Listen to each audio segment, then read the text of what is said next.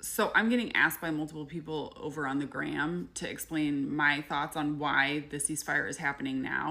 In a nutshell, I agree with Ori Goldberg, this political commentator quoted in Al Jazeera, as saying it's because Israel is imploding internally. And if you haven't been following that strand of news, it's really not promoted in the West at all. I'm going to read you a little bit from one of the chapters of my book about just how devastating this genocide has been to Israel. In the wake of Operation Al-Aqsa flood, more people worldwide have rallied to Palestine's cause than ever before. Israel's retaliatory genocide and the accompanying gleeful, sadistic content that countless Israelis have posted to social media over the past year have laid bare the fundamentally racist nature of Zionism. Even among Israel's formerly most stalwart allies, U.S. Jews, a sea change is occurring. Incredibly, a recent survey found fully a third of teenage U.S. Jews now sympathize with Hamas. Meanwhile, op-eds claim that Israeli society is unraveling. And while I don't know the metrics for society's unraveling, recently a massive demonstration of over 750,000 people shut down Tel Aviv to protest Netanyahu's government. The war has cost Israel around $66 billion. This is all at the time of writing. Its global credit rating has been downgraded, and numerous northern settlements have been abandoned, along with the port of Eilat. New construction is ground to a halt because Israel relied on Palestinians for their hard manual labor. The Jerusalem Post in October 2024 exposed just how vulnerable the Israeli economy is, with less than 100,000 highly educated people in tech and medicine propping up the entire economy. These are the types of settlers who tend to possess dual citizenship with other countries, and according to the head of the Shoresh Institute for Socioeconomic Research, many of those people are giving up and leaving. Their departure could cause Israel's economy to collapse. The Israeli military, meanwhile, is running out of bombs. At the time of writing, Israel is fighting ground wars in Gaza, the West Bank, and Lebanon. So this was a month ago that I, finalized the book, and they were still fighting in Lebanon. Airstriking targets, they're still in Lebanon, but a pin in that.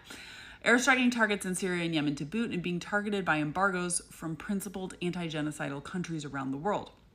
As a result, the IOF has begun rationing armaments, a development Haaretz credits for an increase in Israeli casualties. It turns out the genocide, as the Nazis learned, is extremely costly and difficult to pull off. I want to return to one statistic I mentioned earlier, that the Israeli forces have dropped more explosives on this tiny, densely packed area of the Gaza Strip than the entire amount of explosives used in World War II. They've bombed Gaza as much as they possibly can. And yes, they have likely killed hundreds of thousands of people through this violence and brutality of their siege. That's based on the estimate in The Lancet. But there are still surely more than 1 million people in Gaza who've survived that unbelievable historic bombardment. The IOF is trying its damnedest to exterminate Palestinians, but it's failing because Palestinians in Gaza are proving more resilient, resourceful, organized, and unified than they could imagine. And, at least in part, because for the past year, Hamas has continued fighting Israel's ground invasion of the Gaza Strip through urban combat. It is hard to do a genocide, and if the leaders of Israel don't quit trying, they seem likely to destroy themselves in the attempt, as Nazi Germany did. Even Israeli soldiers are figuring out this war is futile. Their military is facing a crisis of defections. More and more soldiers are refusing to return to their deployments. In October of 2024, just after the 1-year anniversary of the war, Israeli Hebrew media outlet Hamakom described the collapse of Israeli morale, publishing interviews with soldiers who kept being deployed to the same neighborhoods in Gaza they had previously cleared. "We are like ducks at the shooting range," one IOF soldier said. "We don't understand what we're doing here." Israel's loss of stature in the eyes of the world has had major consequences beyond its borders. In the U.S., the Democratic Party's association with the genocide likely depressed turnout and contributed to its historic losses in the 2024 election. An insert that there just was a study coming out today showing that fully 29% of people who voted for Biden in 2020 but didn't now sat out the election because of Kamala Harris's stance on Gaza. That was the largest single reason people sat out this election. Wish I could add that in, but the book has gone to press. Meanwhile, back to the book. A global movement of college students engaged in civil disobedience face brutalization and arrest at the hands of police, finding themselves at odds with the administrators of their own universities. With striking uniformity across the Western world, the ruling class has responded to nonviolent anti-genocide protests for Palestine with disproportionate police violence. Such brutality can be a radicalizing experience for young people.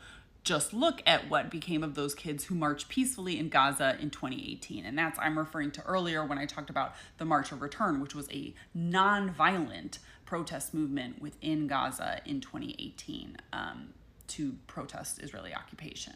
And I talk about how Hamas, it was a spontaneous protest at first, but Hamas eventually assumed leadership of the March of Return. And it was actually Yahya Sinwar who made speeches urging people to keep those marches nonviolent, even as Israel was shooting live ammunition into these peaceful marchers as they were approaching the occupation wall every single Friday. So yeah, why is Israel doing the ceasefire now? They literally cannot sustain this genocide. They are falling apart. So I see some people in the comments saying, "Ooh, what is Israel's real plan? Like, what are they gonna do now?" Like, you're assuming Israel is like playing 4D chess on this, and whatever comes next that the West does is gonna be even worse.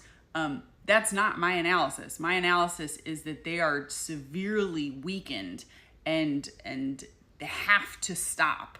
And if this is the first you're hearing from me or hearing about this book and you're curious to learn more, my name's Sim Kern. I'm an anti-Zionist Jewish author, and I was commissioned to write this book, Genocide Bad, by Interlink Press, which is the only Palestinian-owned publisher in the United States.